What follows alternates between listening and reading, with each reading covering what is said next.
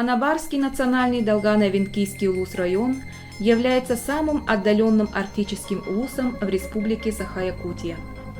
2021 год по указу президента Владимира Владимировича Путина прошел под эгидой Года науки и технологий в Российской Федерации. В Республике Саха-Якутия глава Илдархан Айсен Сергеевич Николаев объявил 2021 год Годом здоровья. Деятельность администрации района в 2021 году была направлена на реализацию муниципальных программ и стратегии социально-экономического развития Анабарского района, позволяющих повысить качество жизни человека, а также обеспечить экономический рост.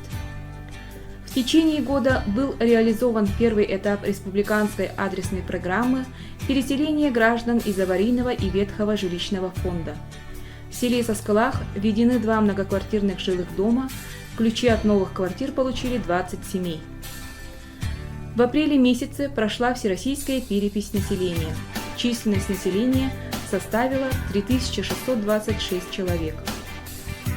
В рамках реализации муниципальных программ социальной поддержки населению оказана материальная помощь тяжело больным гражданам, инвалидам, оплачены ежемесячные продуктовые корзины ветеранам тыла, а также ветеранам боевых действий.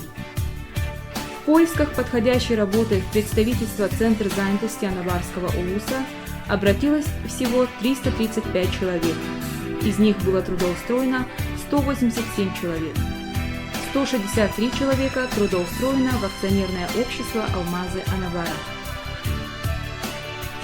За прошлый год в Центральной районной больнице обновлен стоматологический кабинет, приобретен ультразвуковой аппарат, кислородный концентратор, обновлены компьютерная и оргтехника.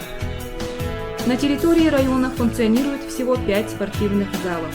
При наследственных администрациях ведут деятельность 9 тренеров. По итогам года число граждан, систематически занимающихся спортом, составило 1238 человек. На 21-й спартакиаде по национальным видам спорта «Игры Манчары», которая прошла в селе Бердигостях Горного района, команда Анабарского района в общем зачете в северной группе районов заняла почетное 1-е место. Активная молодежь состояла в группе добровольцев-волонтеров по оказанию помощи одиноко проживающим гражданам и инвалидам. В рамках реализации мероприятий обеспечения жильем молодых семей право на получение социальной выплаты на приобретение жилого помещения или строительство индивидуального жилого дома получили 6 семей. Одним из главных событий стало проведение на высоком уровне в городе Якутске 3-го республиканского конкурса красоты и таланта «Цветок Айкумены».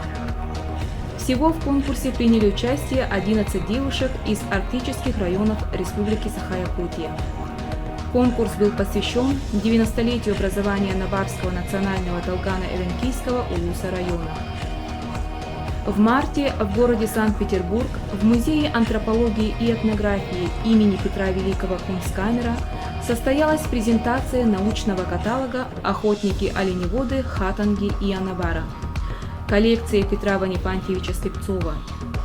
Каталог – это результат сотрудничества между Анабарским улусным музеем, Фондом социально-экономического развития Анабарского улуса и сотрудниками музея Кунсткамеры.